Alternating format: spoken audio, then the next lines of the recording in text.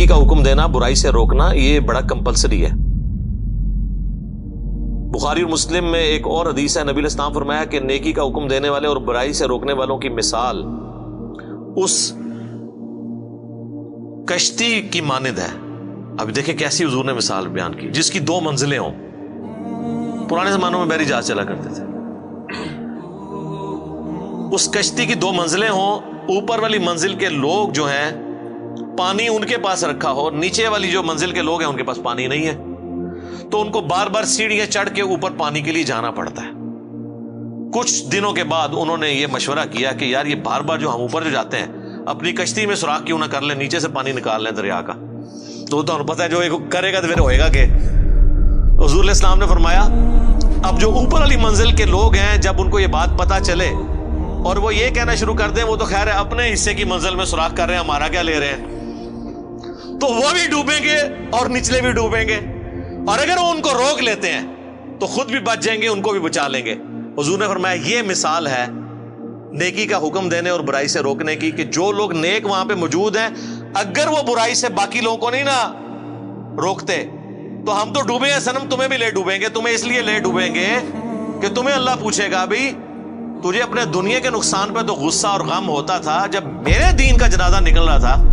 تو چپ کر کے بیٹھ کے اے سی والے کمروں میں سبحان اللہ روزانہ 100 دفعہ الحمدللہ اللہ اکبر، یہ تو بڑا آسان ہے نا،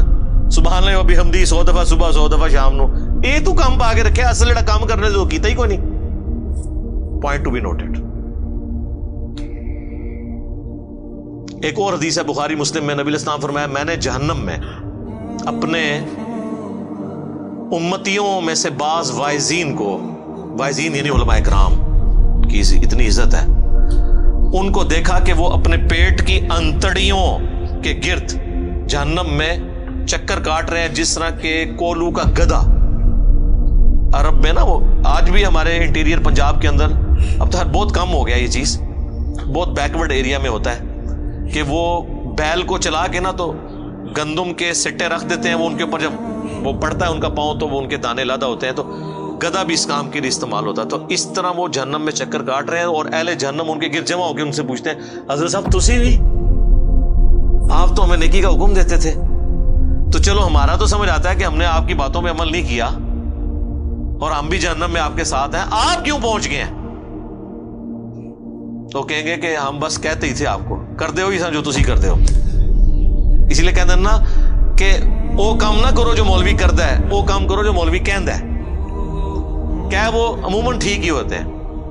کہانیوں کو چھوڑ کے۔ اور بعض روایتوں میں یہ ہے کہ جو سننے والے ہیں وہ جنت میں پہنچ جائیں گے، وہ کہیں گے حضرت آپ کی ہم اتنی تقریریں سن کے جنت میں ہیں اور آپ خود جہنم میں ہیں، وہ کہیں گے وہ آپ نے تو عمل کر لیا، ہم نے عمل نہیں کیا۔ ٹھیک ہے، تو یہ اسلام جوڑوں کی اندر ہے، امر بالمعروف و نہی عن المنکر جوڑا ہے، نیکی کا حکم دینا برائی سے روکنا،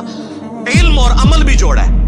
خالی علم نو چٹنا ہے اگر عمل نہیں کیا، اور خالی عمل کا کیا کرنا ہے اگر وہ علم کی بنیاد پہ نہیں ہے کہ جو طریقہ نبی علیہ السلام نے بتایا تھا اس کے بغیر آپ عمل کرتے رہے تو وہ عاملۃ ناصبہ، عمل کر کر کے تھک جائیں، جتنا مرضی ٹکریں مارتے رہے،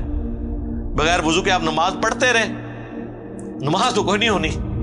جب تک آپ کو طہارت کے مسائل نہیں پتا ہوں گے، نماز کا طریقہ نہیں پتا ہوگا۔ تو یہ پیرلل میں دونوں چیزیں کمپلسری کمپلیمنٹری جڑی ہوئی ہیں۔ تو امر بالمعروف و نہی عن المنکر اس اعتبار سے بہت ہی امپورٹنٹ ہے۔ ایک اور حدیث ہے بڑی زبردست جامعہ ترمذی کے اندر کہ سیدنا ابوبکر صدیق رضی اللہ تعالیٰ عنہ نے یہ آیت تلاوت کی، یا ایھا الذین آمنوا علیکم انفسکم لا یضرکم من ضل اذا اہتدیتم، اے ایمان والو تم اپنی جان کی فکر کرو، تمہیں کوئی نقصان نہیں پہنچا سکے گا جو خود گمراہی پر ہے، تم اپنا کام سیدھا رکھو۔ اور حضرت ابوبکر نے کہا کہ تم یہ آیت پڑھ کے یہ سمجھتے ہو کہ تم خود نیکی کا کام کرتے رہو، جو برائی کرتے ہیں ان کا وبال تم پہ نہیں پڑے گا، تو یہ مطلب نہ لینا ہے اس آیت کا، کیونکہ میں نے خود رسول اللہ سے سنا تھا کہ اگر کہیں پہ لوگ موجود ہوں اور وہ برائی کو دیکھتے ہوں اور برائی کو روکنے کی کوشش نہ کریں تو عنقریب اللہ ان سب پہ عذاب بھیج دے گا، اور وہ دعا کریں گے ان کی دعائیں بھی قبول نہیں ہوگی، یعنی نیکوں کو بھی رگڑا لگ جائے گا۔ پھر اس آیت کا کیا مطلب ہے کیا ایمان والو تمہیں گمراہ کی گمراہی نقصان نہیں پہنچائے گی اگر تم ہدایت پہ ہو؟ مراد یہ ہے ہدایت پہ کون ہوگا؟ جو نبیوں کے طریقے پہ ہوگا۔ ہدایت پہ یہ ہے کہ آپ خود بھی سیدھے راستے پہ چل رہے ہیں اور لوگوں کو نیکی کا کہہ رہے ہیں، تو اب آپ ہیں ہدایت پہ۔